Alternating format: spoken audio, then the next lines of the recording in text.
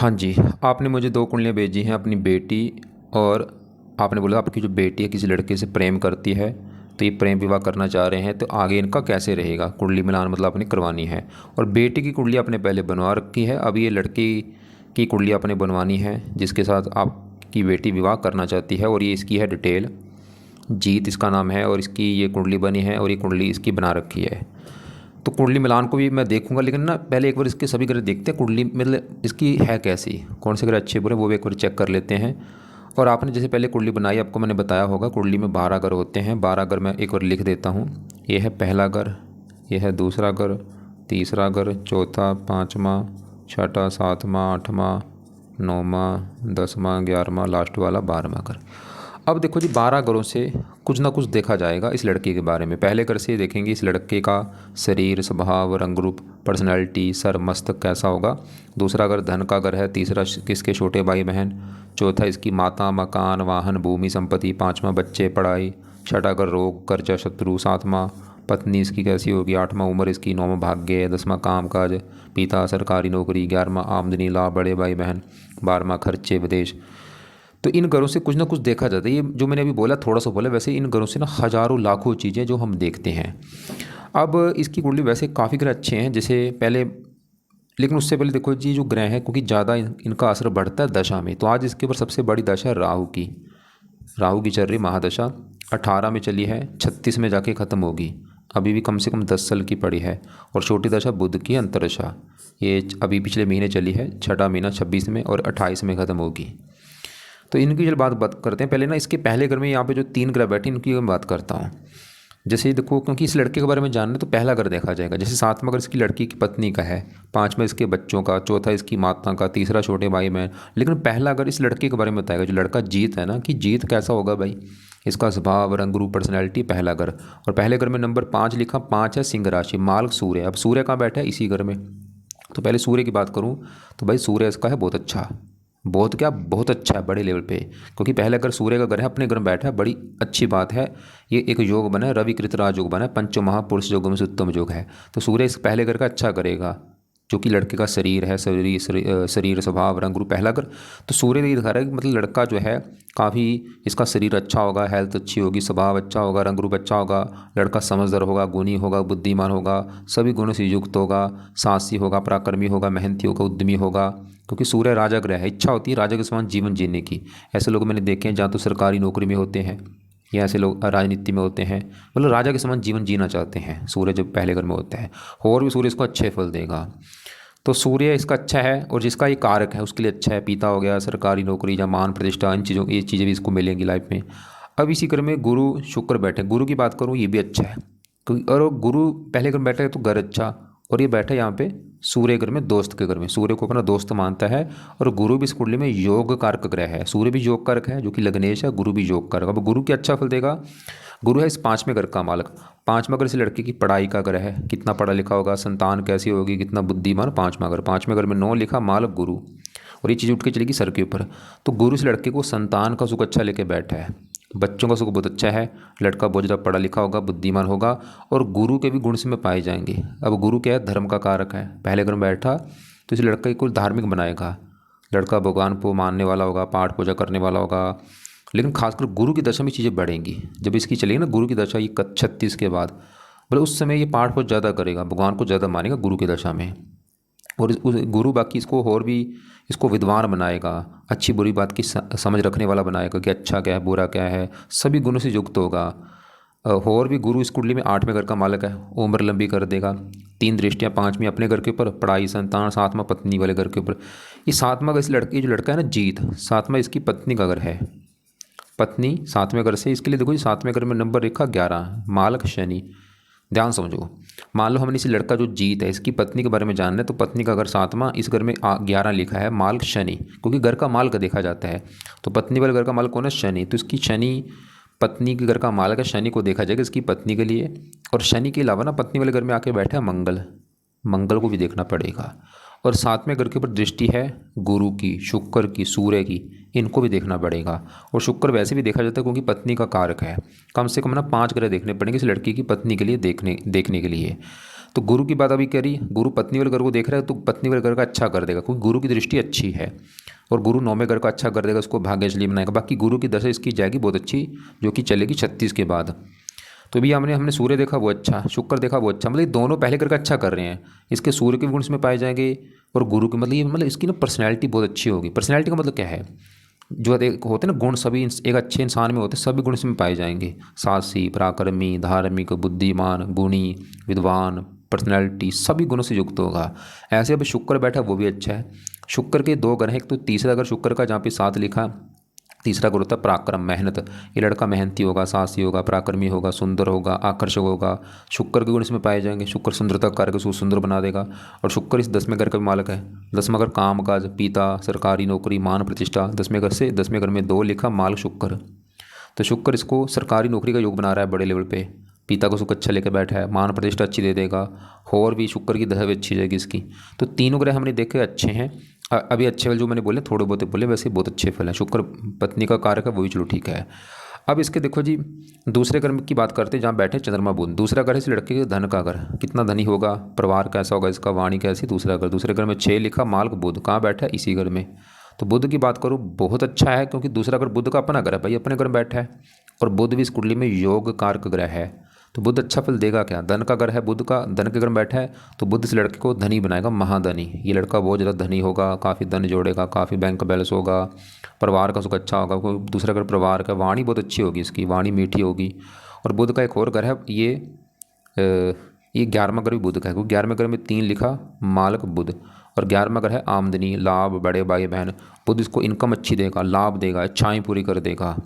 परिवार, वाणी, बातचीत करने में खुश होगा। और ये बुध के जुड़े कामों से भी धन कमा सकते हैं। जैसे बुध के जो काम होते हैं ना, पढ़ाने का काम हो गया, या वकील पुना हो गया, या बुध के और भी ऐसे काम होते हैं। साथ में चंद्रमा बैठे, चंद्रमा 12वें घर का स्वामी, ये थोड़ा सा धन हाँ खर्च कराएगा। वैसे ये भी इसकी वाणी के लिए अच्छा और अच्छे फल देगा।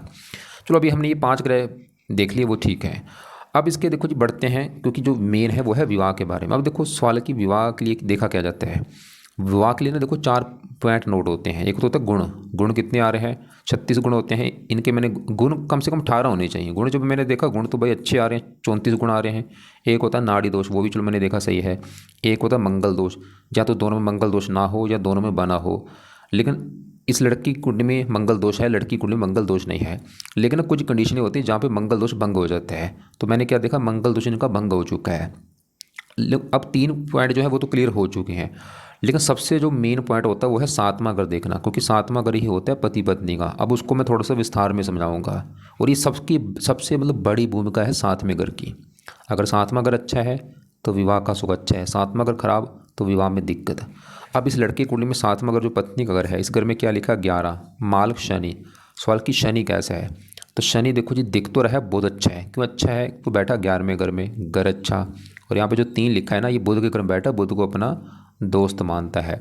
लेकिन एक ना गड़बड़ भी है। गड़बड़ी आपको क्या बताऊंगा क्या है, वो बाद में बताता हूँ।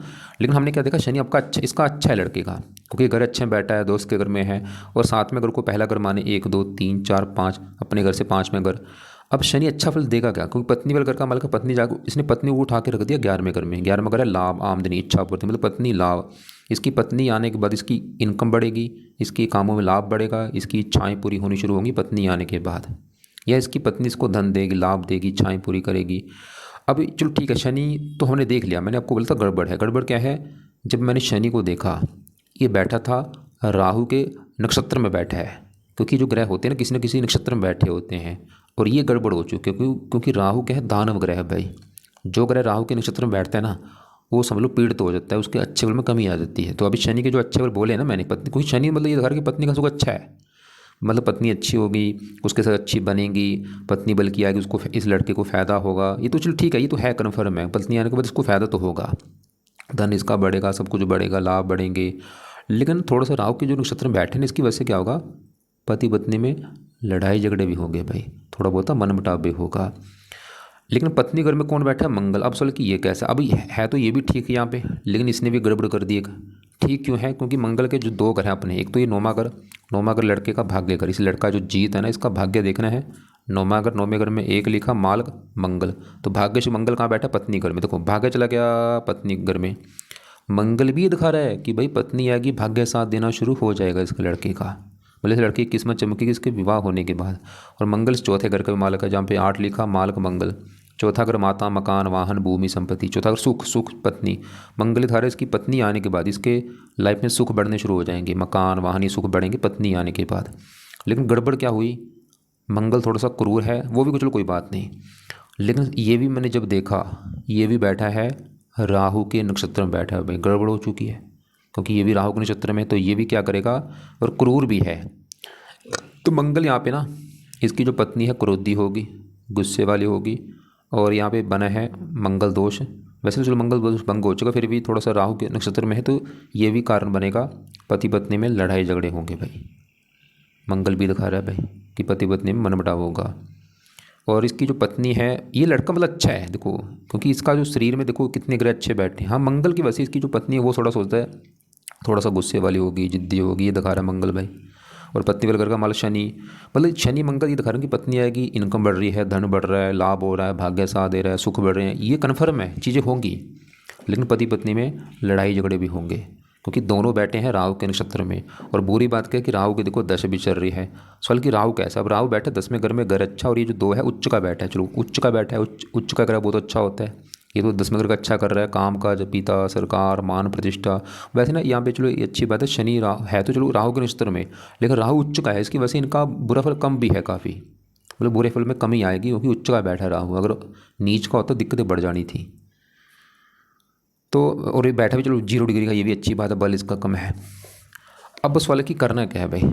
अगर आपका सवाल है कि भाई विवाह करना चाहिए, भाई विवाह करो कोई दिक्कत नहीं है, लेकिन लड़के को उपाय करने पड़ेंगे। अब इस लड़के ने उपाय करने क्या क्या है, एक तो इस लड़के ने राहु की उपाय करनी जिसकी है बड़ी दशा, ताकि राहु है तो चलो उच्च का, क्योंकि फिर भी राहु क्या है दानव ग्रह है भाई, इसके लिए ना बुरे फल देने एक आम बात होती है, थोड़े बहुत बुरे फल देगा, मतलब इस लड़के को अच्छे फल भी देगा। मैंने क्या बोला, राहु इस लड़के को अच्छे फल भी देगा, लेकिन थोड़ा बहुत बुरा फल जो देगा वो क्या है, जैसे कि इसका स्ट्रगल बढ़ेगा, रुकावटें बढ़ेंगी, चिंता परेशानियाँ। ये लड़के को चाहे पूछ भी लेना, 18 के बाद कुछ ना कुछ लाइफ में दिक्कतें परेशानियाँ चिंता आ रही होंगी, लेकिन चलो राहु उच्च का है। राहु 10वें घर में उच्च का सरकारी नौकरी का योग बनाता है, राजनीति में फ़ायदा देता है, और भी अच्छे फल देता है। तो राहु के लिए ना लड़का 3 इसके पाठ पढ़ ले, राहु चालसा का पाठ, राहु कवच का पाठ, राहु स्रोत्र का पाठ, चाहे तीनों पाठ पढ़ ले, चाहे तीनों में 2 पाठ या 1 पाठ जरूर पढ़े या सुना करे। और राहु के लिए शिव जी के पाठ पूजा कर लिया करे, या हनुमान जी या दुर्गा जी, इनके पाठ पूजा भी कर सकता है राहु लड़का जो है। तो मैंने इस लड़के को एक तो उपाय बोले राहु के, क्योंकि इसकी दशा भी है, और ये शनि मंगल दोनों बैठे हैं राहु के नक्षत्र में, तो राहु के लिए 3 पाठ बोले हैं। और बाकी राहु के लिए क्या बोला था, शिव जी, दुर्गा जी या हनुमान जी, इनमें से किसी के पाठ पूजा पढ़े। इसके अलावा ना देखो यहाँ पे जो मंगल दोष अगर है थोड़ा बहुत, तो ये मंगल दोष के लिए क्या करे लड़का, वैसे तो भंग हो चुका है, फिर भी कई बार थोड़ा बहुत रह जाता है, तो ये ना हनुमान जी के पाठ पढ़े, क्योंकि मंगल के जो देवता हैं वो है हनुमान जी। हनुमान जी के जो पाठ हैं इससे ये इसका राहु भी सही रहेगा, शनि भी। और बाकी शनि के लिए, शनि है तो अच्छा, क्योंकि राहु के नक्षत्र में है, हल्का सा थोड़ा सा दिक्कत देगा, हल्की सी, ज़्यादा नहीं। तो इसके लिए क्या करे लड़का, शनि मंदिर जाया करे। शनि मंदिर जाके ना ये लड़का शनिवार को प्रार्थना किया करे कि शनि देवता जी आप मेरी पत्नी वाले घर के हैं मालक, मैं चाहता हूँ पत्नी का सुख अच्छा बना रहे, कोई दिक्कत ना आए। मतलब विवाह के बाद ये उपाय शुरू कर देंगे दोनों जाने करने। और लड़की की जो कुंडली है उसमें उसको मैंने जो पहले बनाया था उसको अभी मैंने देखा भी था। जो लड़की है आपकी जो बेटी है, उसका 7वां घर का जो मालक बुध है ना भाई, वो बैठा है 12वें घर में, और एक तो 12वें घर में बैठा, और दूसरा वो भी इसका राहु के नक्षत्र में बैठा है लड़की का। और ये कारण बड़ा बना है, मतलब लड़की की कुंडली में तो ये दिख रहा है कि भाई लड़की को विवाह में दिक्कत आनी बड़े लेवल पे। बड़े लेवल का मतलब जैसे कि डिवोर्स हो जाना, या रोजाना लड़ाई झगड़े बहुत ज़्यादा होंगे पति पत्नी में, बार बार लड़के अपना मायके आ रही है, मतलब वैवाहिक जीवन इसका नरकमय होगा। उस लड़की की कुंडली ये दिख रहा है, क्योंकि 12वां घर खराब कर, ऊपर से वो राहु के नक्षत्र में बैठा है। और आपकी बेटी की मैंने देखा बुध की दशा भी चल रही है अभी, तो आपकी बेटी को ना सबसे ज़्यादा उपाय बुध के कराओ आप, अगर आप चाहती हैं कि भाई विवाह का सुख अच्छा रहे, बना रहे। मतलब लड़का अच्छा है, देखो एक होता है ना, वैसे इंसान अच्छा हो, वैसे जो लड़ाई झगड़े होते हैं वो कारण कई और होते हैं, जैसे वैसे ही ग्रह अपना ना खेल रच देते हैं, कोई बात भी नहीं होती, वैसे ही लड़ाई झगड़े हो रहे हैं, ऐसा भी होता है।